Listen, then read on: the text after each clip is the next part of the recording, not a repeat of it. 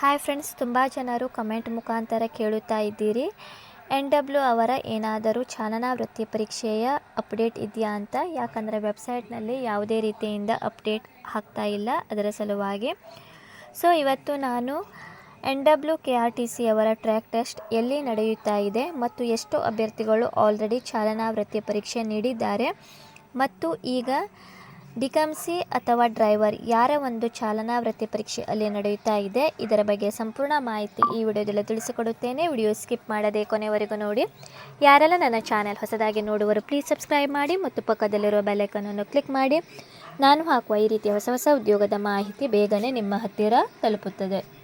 ನೋಡಿ ಫ್ರೆಂಡ್ಸ್, ಇದು ಹಿಂದಿನ ದಿನದಲ್ಲಿ ಈ ಒಂದು ನೋಟಿಫಿಕೇಷನ್ ವಾಯುವ್ಯ ಕರ್ನಾಟಕ ರಸ್ತೆ ಸಾರಿಗೆಯವರು ಬಿಟ್ಟಿದ್ದರು. 14ನೇ ತಾರೀಕಿನಿಂದ ನಾವು ಚಾಲನಾ ವೃತ್ತಿ ಪರೀಕ್ಷೆ ಸ್ಟಾರ್ಟ್ ಮಾಡುತ್ತೇವೆ ಅಂತ. ಮೊದಲನೇದಾಗಿ ಅವರು ಹಿಂಬಾಗಿ ಪರಿಶಿಷ್ಟ ಜಾತಿಯ ಚಾಲಕಂ ನಿರ್ವಾಹಕ ಹುದ್ದೆಗೆ ಯಾರೆಲ್ಲ ಆಯ್ಕೆಯಾಗಿದ್ದಾರೆ ಅಂಥವರಿಗೆ ಅವರು ಮೊದಲು ಚಾಲನಾ ವೃತ್ತಿ ಪರೀಕ್ಷೆಯನ್ನು ನಡೆಸಿದರು. ಈಗ ಅವರು ಚಾಲಕ ಕಂ ನಿರ್ವಾಹಕ ಹುದ್ದೆಗೆ ಯಾರೆಲ್ಲ ಅರ್ಜಿ ಸಲ್ಲಿಸಿದ್ದೀರಿ ಅಂಥವರ ಚಾಲನಾ ವೃತ್ತಿ ಪರೀಕ್ಷೆ ಹುಮ್ನಾಬಾದಿನಲ್ಲಿ ನಡೆಯುತ್ತಾ ಇದೆ. ಇವರ ಒಂದು ಚಾಲನಾ ವೃತ್ತಿ ಪರೀಕ್ಷೆ ಆದ ಮೇಲೆ ಡ್ರೈವರ್ ಅವರ ಚಾಲನಾ ವೃತ್ತಿ ಪರೀಕ್ಷೆ ನಡೆಸುತ್ತಾರೆ. ಸೊ ಫ್ರೆಂಡ್ಸ್, ನೀವು ವೆಬ್ಸೈಟಿಗೆ ಹೋಗಿ ನಿಮ್ಮ ಒಂದು ಯಾರು ಡಿಕೆಮ್ಸಿಗೆ ಆಯ್ಕೆಯಾಗಿದ್ದೀರಿ, ವೆರಿಫಿಕೇಷನ್ ಮುಗಿದಿದೆ ಅಂಥವರು ನೀವು ವೆಬ್ಸೈಟಿಗೆ ಹೋಗಿ ನಿಮ್ಮ ಒಂದು ಅಪ್ಲಿಕೇಶನ್ ನಂಬರ್ ಮತ್ತು ನೀವು ಡೇಟ್ ಆಫ್ ಬರ್ತ್ ಹಾಕಿ ಡೌನ್ಲೋಡ್ ಕರೆಪತ್ರ ನೀಡಿದರೆ, ನಿಮ್ಮ ಒಂದು ಕರೆಪತ್ರ ಡೌನ್ಲೋಡ್ ಆಗಿದ್ದರೆ ಅಲ್ಲಿ ನಿಮಗೆ ಡೇಟ್ ಶೋ ಆಗುತ್ತದೆ. ಡೌನ್ಲೋಡ್ ಆಗದೇ ಇದ್ದರೆ ನೀವು ತಿಳಿಯಬಹುದು.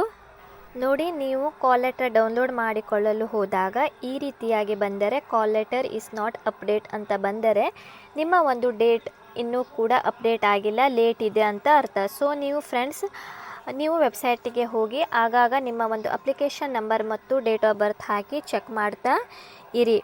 ಅದೇ ರೀತಿ KSRTCನಲ್ಲಿ ಚಾಲನಾ ವೃತ್ತಿ ಪರೀಕ್ಷೆಯಲ್ಲಿ ಅಭ್ಯರ್ಥಿಗಳು ಎಷ್ಟು ಸ್ಕೋರ್ ಮಾಡಿದ್ದಾರೆ ಅಂತ ಅವರಿಗೆ ಅಲ್ಲಿ ಅಂಕಪಟ್ಟಿಯನ್ನು ನೀಡುತ್ತಾರೆ. ಅದೇ ರೀತಿ ಈಗ ವಾಯುವ್ಯ ಕರ್ನಾಟಕ ರಸ್ತೆ ಸಾರಿಗೆ ನಿಗಮದಲ್ಲಿಯೂ ಕೂಡ ಯಾರ ಒಂದು ಚಾಲನಾ ವೃತ್ತಿ ಪರೀಕ್ಷೆ ಮುಗಿದಿದೆ ಅಲ್ಲಿ ಕೂಡ ಅಂಥವರಿಗೆ ಒಂದು ಸ್ಕೋರ್ ಪಟ್ಟಿ ಸೇಮ್ KSRTCನಲ್ಲಿ ಯಾವ ರೀತಿ ನೀಡುತ್ತಾರೆ ಅದೇ ರೀತಿ ಇವರಿಗೂ ಕೂಡ ನೀಡಿದ್ದಾರೆ. ನೀವು ಇಲ್ಲಿ ನೋಡಬಹುದು. ನೋಡಿ, ವಾಯುವ್ಯ ಕರ್ನಾಟಕ ರಸ್ತೆ ಸಾರಿಗೆ ಸಂಸ್ಥೆ ಕೇಂದ್ರ ಕಚೇರಿ ಹುಬ್ಬಳ್ಳಿ ಚಾಲನಾ ವೃತ್ತಿ ಪರೀಕ್ಷೆಯ ಫಲಿತಾಂಶದ ಅಂಕಪಟ್ಟಿ ನೋಡಿ. ಸೇಮ್ ಟು ಸೇಮ್ ಯಾವ ರೀತಿ KSRTCನಲ್ಲಿ ಅಂಕಪಟ್ಟಿ ನೀಡುತ್ತಾರೆ ಅದೇ ರೀತಿ NWದವರಿಗೂ ಕೂಡ ಅಂಕಪಟ್ಟಿಯನ್ನು ನೀಡಿದ್ದಾರೆ.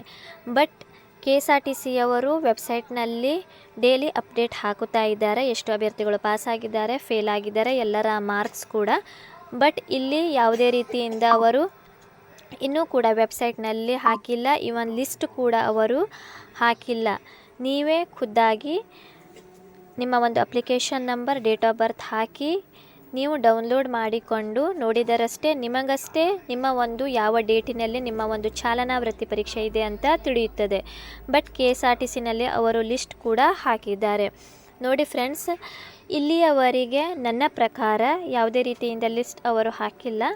ಬಟ್ ಈ ಒಂದು ಇವತ್ತಿನ ಅಂಕಪಟ್ಟಿಯ ವಿವರ ನೋಡಿ, ಅಲ್ಲಿ ನಿಮಗೆ ಒಂದು ಟ್ರ್ಯಾಕ್ ID ಕೂಡ ನೀಡುತ್ತಾರೆ.